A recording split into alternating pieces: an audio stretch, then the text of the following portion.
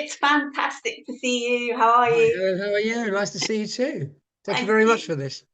I'm so excited to speak to you. We are really looking forward because it's just under a month and you are coming to Earlham Live.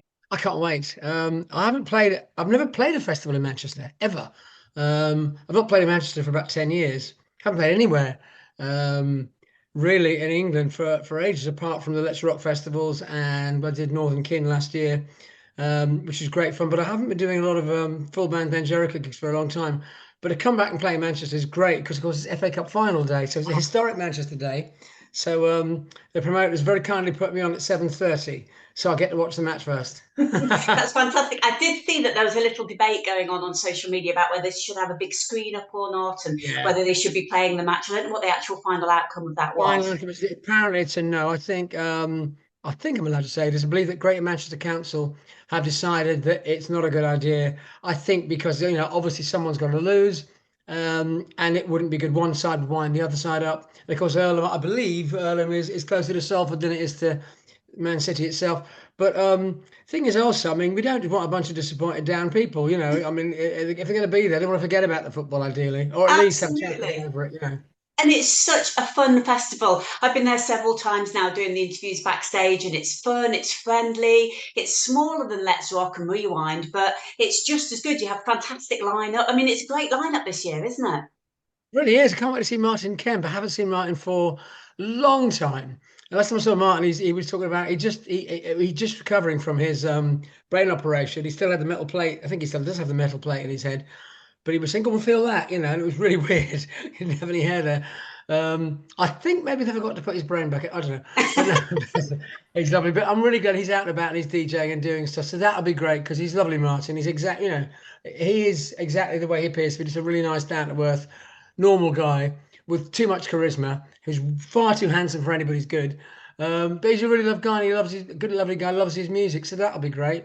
And I Blue on the bill as well. I've heard a really good live, so it's great. It's a mixed bag, and I think it's going to be an interesting weekend because I like it when you've got different kinds of music rather than just a festival which is just sort of one style or one particular Yeah, direction. It means you get different people. It means you get to sing to different audiences, yeah. and it also means you get to whether you like it or not, is hear the other side of the coin. Hear music that perhaps you wouldn't have listened to before. But when you see it live, it takes on an entirely new dimension. So it'll be interesting to see what everybody brings to the table. Yeah. I mean, they have some wonderful tribute acts as well. I remember last year walking past and going, "My God, it's Ed Sheeran," and it wasn't Ed Sheeran, but it was like so Yeah. like Ed Sheeran. And there's a There's a really band actually.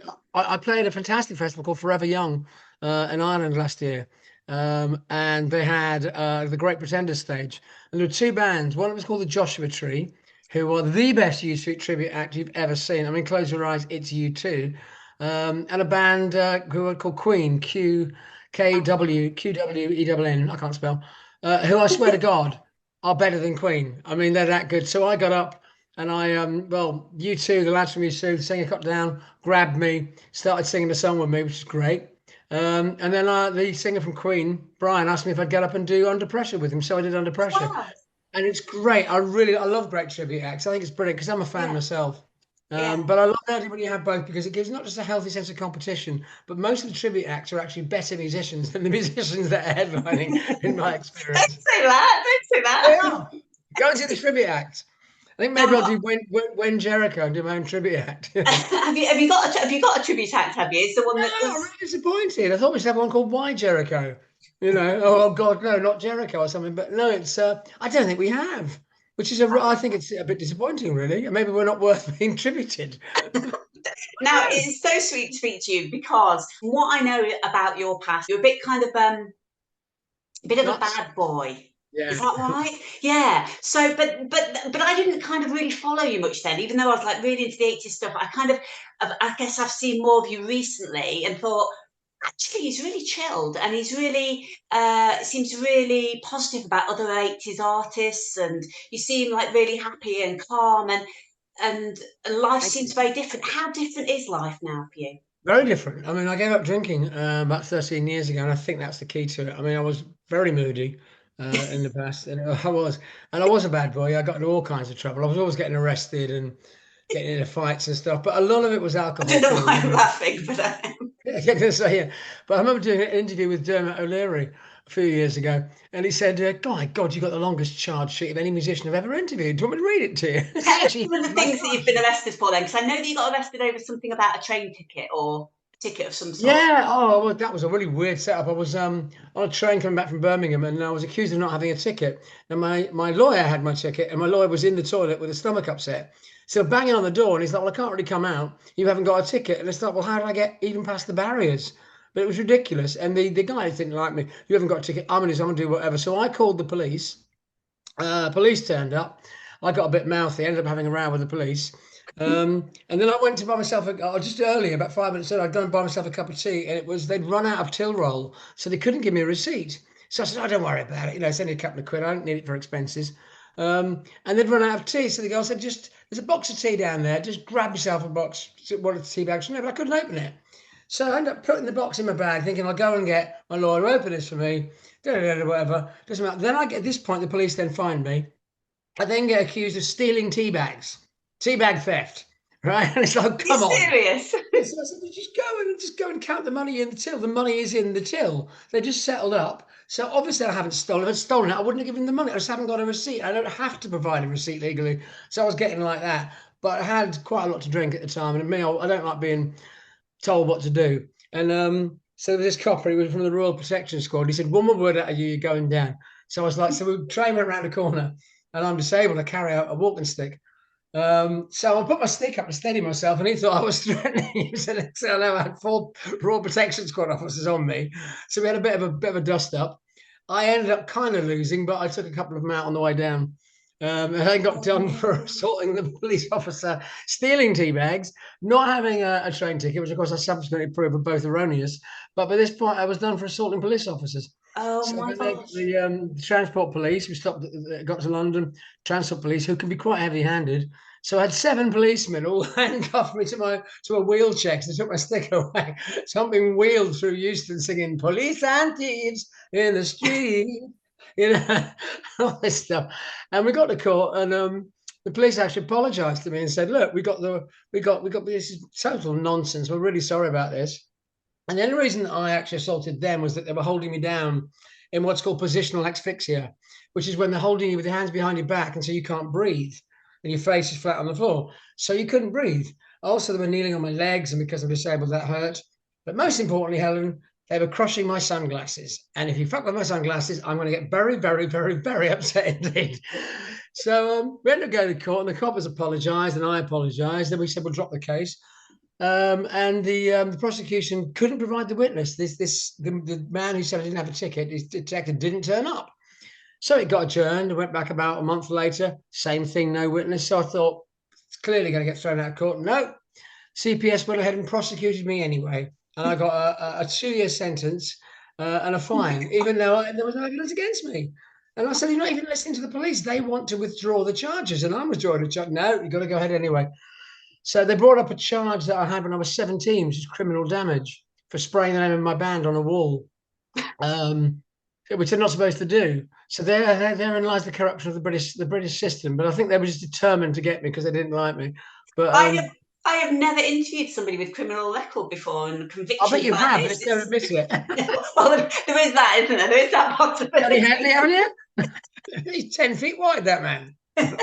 Now, speaking of sort of going off the rails a little bit, or perhaps I don't really know, born in the USA. Tell me Oh, about God. that, because I've always Reborn. said to myself, if I ever get to interview Mark Shaw, I'm going to ask him to tell me the truth about what really happened, because you lasted Reborn in one the day. USA, of course. Reborn, sorry, not born in the USA, reborn in the USA. Oh, okay. How long you got? Okay. Well, basically, the whole thing was terrible. I mean, the idea initially was that we would go to different cities. People who hadn't had hits in America was the idea, which immediately made no sense. If you look on Wikipedia, it says to you that half of the acts on the show had already had hits in America. The idea was it was people that hadn't had hits in America going to go out and get a second bite of the cherry. Which I think is an idea that Simon Fuller initially came up with, and he mentioned it in the Times. And then I think Channel 4 basically thought, great idea, we'll steal that. So that's a bit litigious, but there you go. So I went out there, and I got chosen, and we did lots of pre-recordings. And the idea was, we were going to go out there and we were going to sing with local bands. So we're going to have a band in each of the cities we'd visit, and they would play a song from that town.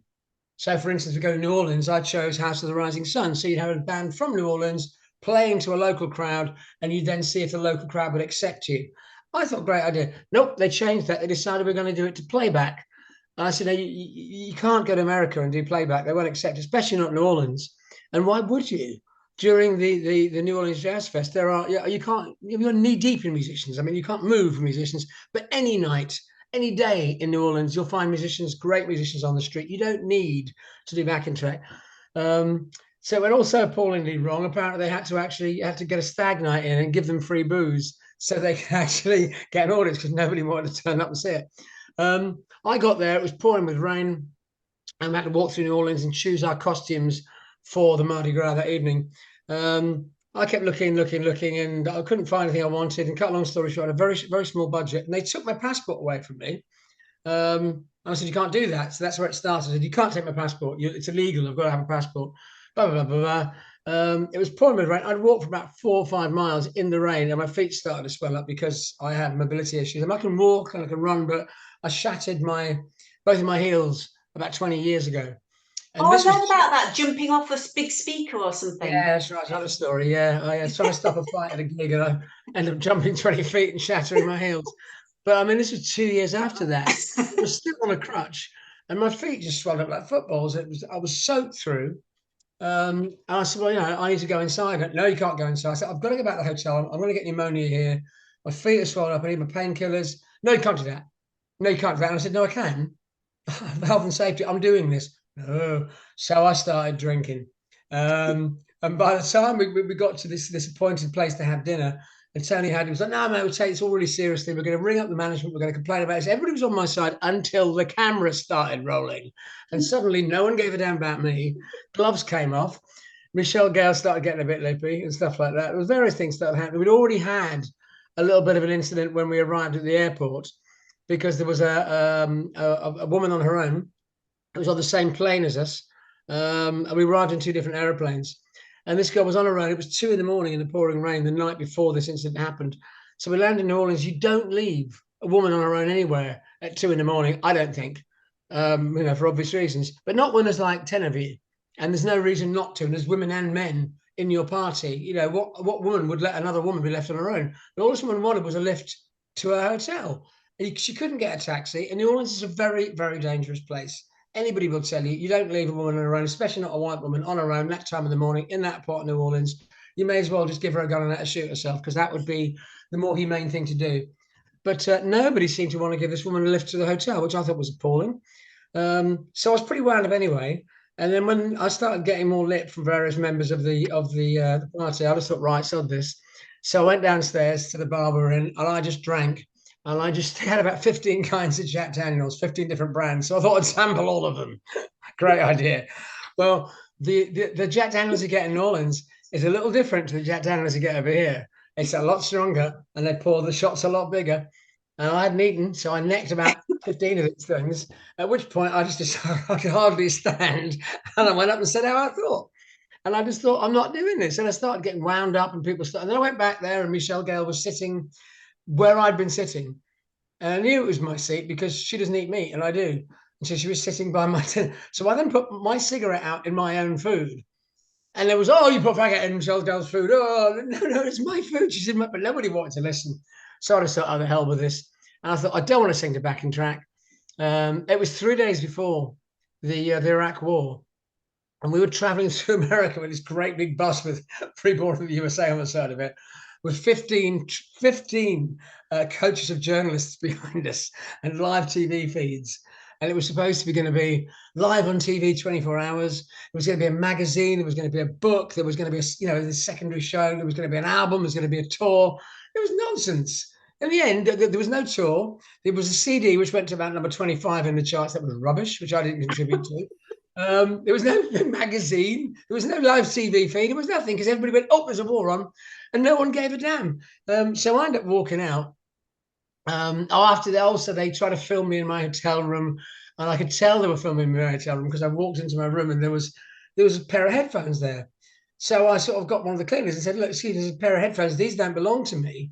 They must be signed. I didn't want to be done for theft. So I said, these aren't mine. Well, I don't know if you know, but headphones and microphones are the same thing. and you just reverse the polarity, and a pair of headphones can become a microphone like that. Oh, okay. So I thought, I'm being filmed here. So I opened the curtains. I could just see a light from a camera on the opposite window around the balcony. I thought, you buggers are filming me. So I went, waited and waited and waited. I opened the door. There's a guy there with a camera. So I had a punch up with him. We wrestled. No. I threw his camera. I got the camera. He's a very strong guy, actually, but I knew this was life or death. So I got his camera. I chucked it over the balcony into the pool. I didn't know the pool had water in it, though, and it did. So the footage survived. But I hadn't actually signed a contract, so they couldn't sue me. I couldn't sue them. So the lovely Peter Cox got to take your place. Yeah, it was quite interesting because I was walked off and they went, oh, but then of course Dollar had a bit of a row with Sonia, which is hilarious because Sonia's always going to win because she's a scouser and she's razor sharp. But I mean, I think the idea basically was that they thought they'd fan up a bit of interest because I thought, well, I was stealing all the limelight because I was getting all the headlines.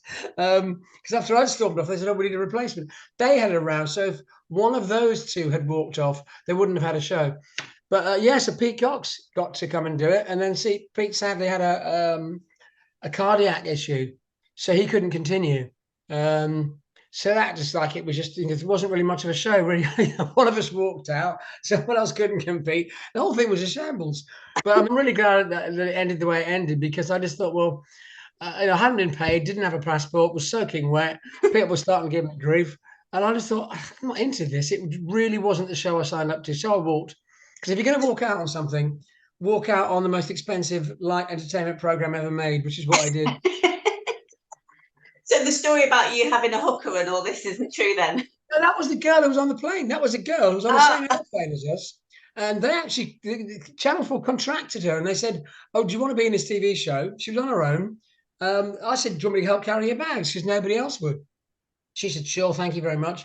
Then they said to her, go and do your makeup. They gave her a contract. They set the whole thing up. And they said, go down the escalator and make it look as if you're with us, if I'd sort of pulled her on the plane.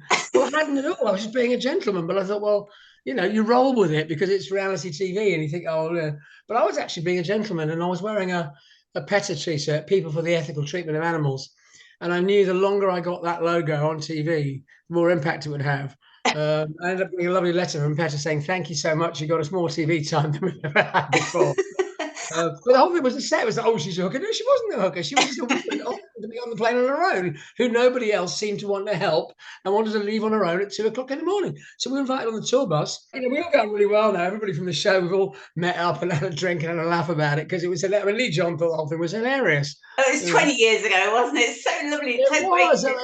It was. They tried to make it look as interesting as it was, but everyone would tell you that it's one of those shows you go, yeah, next, Yeah. Oh, well, let's go back to the beginning because you're from Chesterfield. I was born in Derbyshire, grew up in Derbyshire. Really? I live in Nottingham now. You moved to Nottingham, didn't you, at one point? You've been doing your research, haven't you? Yeah. Well, also the fact that you went to 10 different schools, and I'm a primary school teacher, so I was quite interested in that because I was thinking, well, that'd be really difficult as well to go to so many different schools and build good friendships. I mean, I born in Chesterfield. We moved when we were 2 from Wingermouth in Chesterfield to Bingham. Bingham in Nottingham, yeah. Lovely, yeah. And then it was like a one-horse town. It's a market town, I believe. Yeah. I mean, there was like 4 people there in those days. It was really strange. So I was getting used to that. And then my dad was a Geordie. My mum was Scots. She was from Glasgow. So we kind of moved to be up near the family, near their parents. So I got dragged up to Northumberland at the age of 5. And because my dad didn't have a house ready, I lived in these different houses. So I lived in about 10 different places about 8 different places around Northumberland. So Sunderland, Roker, Newcastle, Gateshead, Morpeth, all these places. So I always kind of had this sort of general Geordie accent. It was kind of I was neither one thing or the other. So that was quite odd. And as a result, I just had to keep going from school to school to school. Then my parents decided it was going to be a good plan to move to Sussex. So my dad, we went from Newcastle to Sussex. So that was stopping off at Manchester on the way, which was my first watched football live. Saw Man United when I was a young lad, and ended up in a tiny little town. I'm in a minute little town called Barkham in Sussex, which makes Bingham look like Miami. I mean, it's so it's so small. I went there recently, and it's got one pub, one shop, and a dog, and about four people. It's really funny, but Was beautiful. was that the place where you ended up breaking both arms and missing 2 years out of school? No, that was a little bit later, actually. Oh no, no, that. Oh, hang on, let me think. Let me think. No, that was in Croydon. No, I that was was telling when my because kids that they were quite impressed that you managed to get 2 years out of school. yeah, I know. Well, the thing is, because I moved so much, I'd missed the last year of primary school anyway. So I ended up in Sussex. Was always a fish out of water, but loved it because it was just all fields and it was beautiful. There was nothing to do. So you made your own entertainment, and that was lovely. Then I was transplanted to the hell that is South Croydon. And I'd never seen a city like this. I've been to Newcastle, but I'd never seen an urban sprawl like this sort of squealing metropolis that Croydon is. I mean, I've never seen anything with that many cars, that many people, that many shops. It's like, what is this? What new kind of fresh hell is this? Because everyone was like, "Oh, what, mate?" And I'm talking was a bit like that, and a bit of a Geordie accent, like so. I was very confused, and I was just always the weird kid, and they couldn't find a school for me. There was no places in schools because they said, well, by this point it was the first year of senior school, and I said, there's no places. So I kind of missed the first year of senior school. So I decided I wanted to be a stuntman. So what I used to do was get on my bicycle and go off ramps and various things. And there was a chalk pit at a Selsdon Wreck, it was called, a place called Selsdon, which is near Croydon, which is actually where the Brit School is, funnily enough. And there was a local park called the Wreck, and it had a bomb crater in it that had a pile of earth at the bottom. And I thought I'm going to go down the side of the bomb crater on my bike, hit the pile of earth, fly in the air, land, and press all the girls. Well, I got it wrong because I've never been one for mathematics really or algebra. And if you want to be a stuntman, you have to understand Work out the ratio, angles. trajectory, yeah, precisely, velocity, all these words that were strangers to me at the time. I knew what they were, but I didn't know how to combine them into sort of one overall mathematical quote to say this is where you're going to end up. So I ended up flying off, go through the handlebars, bike hit me, smashed myself up, ended up in hospital. So I got about 18 months actually off school, but because it was school holidays, by the time it happened, I ended up getting about 2 years out. So I had about 2 years of school. Then I got kicked out of school when I was about 15. I didn't have a lot of schooling. It's good job of a musician, isn't it? I can't do anything else. And well, you say this about music, but you've had no formal music training, have you? No singing No, lessons, so you've done remarkably well considering. I've managed to bluff my way through. I've managed to pull the wool over people's eyes spectacularly well. I tell you, I mean, I've had maybe 10 singing lessons. I did have a wonderful lady called Janice Edwards years ago. Janet Edwards, who taught me to breathe. Where when I first signed London Records, I had about 5 with her, and then I've had about 5 since then. But I'm not very good at applying myself because I sort of think, oh God, I got to go. I'm not really that interested in the quality of my voice. I'm interested in putting across my point of view. I'm more interested in my lyrics. To me, songs are looked as vehicles to express my own sort of societal and cultural views and viewpoints and whatever, and say what I want to say. So I see myself more like I see myself as being a pain in the ass, but I think I'm just like that some opinionated git who sort of uses music as a vehicle. But yeah, I've had no training. I couldn't. I took music for about 1 year, and then there wasn't enough room in that year in the next year for me to take it. That school I said no. Everybody else is training for O levels, and you've only done it for 1 year, so I couldn't play anything. I read music for about a week. I could read about, I don't know, probably about 4 bars of music or something. So I've had no training at all. Ever since then, I've been very lucky to work with people that do understand music, like the lads I got now. My acoustic guitarist, Ollie Brum, who's a genius. And I've got a great band. I've got Magnus Box on bass, Ryan Williams on guitar, and Paul Davis on drums. So all hooligans to a man, but they're all Hooligans. musicians. And so I just sort of say, "Can you play a D?" And I say, "Yeah, he means F." And they just they They know interpret you me. well enough. Well, I mean, from what I've seen, the clips that I've seen from your last few gigs recently, you absolutely throw yourself around on stage still. I mean, have you not done your knees in or anything from all the knee sliding? And I mean, I interviewed Paul Young not so long ago, and he was saying that his knees are completely destroyed from knee sliding in the 80s. Yeah, Paul was really active. Paul was amazing on stage. Steve Norman as well from Spandau. He ruptured his meniscus, I think. And Pete Townsend said to me, he said, "No, you need to Pete from the Who." He said, "You should just grease the stage like I used to do." But I mean, no, we're not all in the Who, Pete. We can't all have reams of road crew to grease the stage. Oh, lads, can you just grease the stage? You know, lovely idea. But anybody who's ever been in a band will tell you it doesn't really work like that. If you grease the stage, you've got to clean it up afterwards. No, I nearly always tear my knees up. That's kind of standard. It's my ankles and my heels I have problems with because that's what I shattered. But I kind of learned how to take enough painkillers, take enough guarana, and get myself in a mindset and meditate before a show, so I get myself focused and get through the pain. But I don't. I can move on my left leg more than my right leg. A lot of bluffing, and I make it look as if I'm active more than I really am. Because when I come off, my feet just swell up and I can't really walk for about a week. But I did 3 gigs in a row recently and got through it. It's just getting through the pain and trying to. As long as I can stay reasonably vertical, but I do fall over. It used to be because I was drunk. Now it's just because my balance goes. Um, but again, it's kind of one of those things that you get through it. If you fall over, you get up, and that's what I learned from being in a wheelchair. I had some great physios, and I learned you either walk or you don't. And I was very lucky that my body did recover well enough to allow me to walk. But when I'm gigging, I tend to sort of use the mic stand as a prop quite a lot. That holds me up, and I'm taking, I don't stop performing because I like to get to the crowd. So when I'm not charging around because I'm trying to perform, I'm running around because I want to get over here and sing to them and sing to them, and I like to Yeah. see everybody and get as much contact. And given my way, there'd be no barriers. There'd just be the crowd and the band would all be in the middle. Really, You'd I'd be have the band crowd right. surfing along. I'd love that. I would love that. Yeah, really. I'd like to get them all on stage if we were allowed to. Um, Sounds great. So tell me about this season then. What sort of things have you got lined up? Okay, I've just done a three gigs in a row. It's been 10 years since I've done any Then Jerico club gigs in England. So we just did Birmingham. It was phenomenal. Birmingham Academy O2, the Liverpool O2 Academy Saturday night. That was love Liverpool. Love playing there. That was fantastic. And then up in Glasgow, Room 2 in Glasgow, and it was great. It was lovely. I've got some lovely, lovely, very loyal fans who will come out to see us.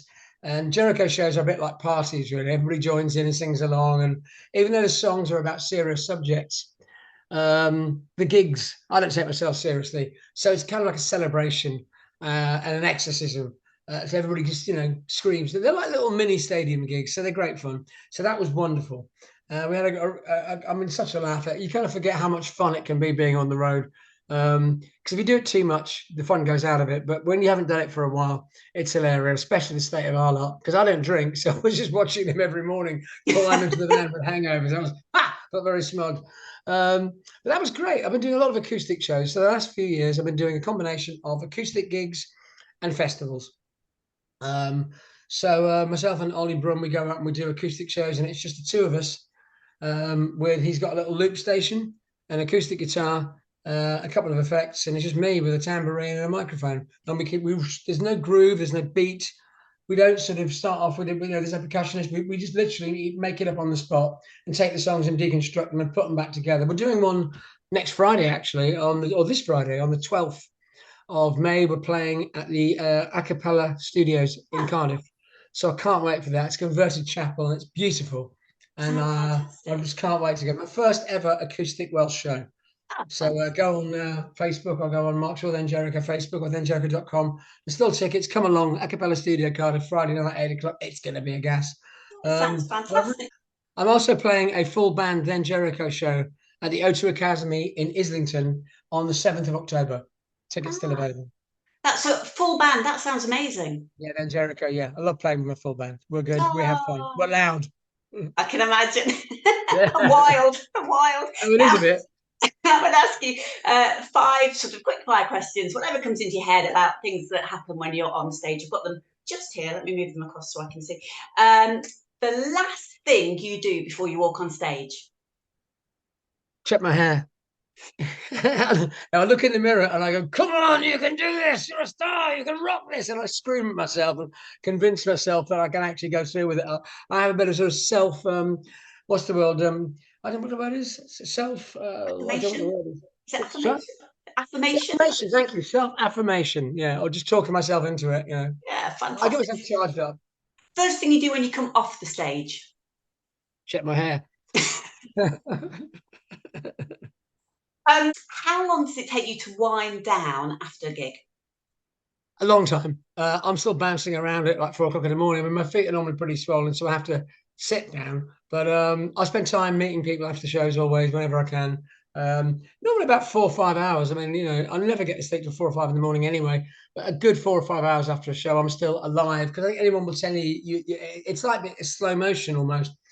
Things happen, and then afterwards you replay it in your head, and oh, that happened. You remember, little memories come back, little parts of it come back to you. It's like you watch it back. So the things you forgot you did. But like everybody else, I was thinking about what happened and what the mistakes were and who enjoyed it. And you tend to try not to focus on the negatives, focus on the positives, and then think, oh God, I've got to be up in 3 hours. I better get to bed.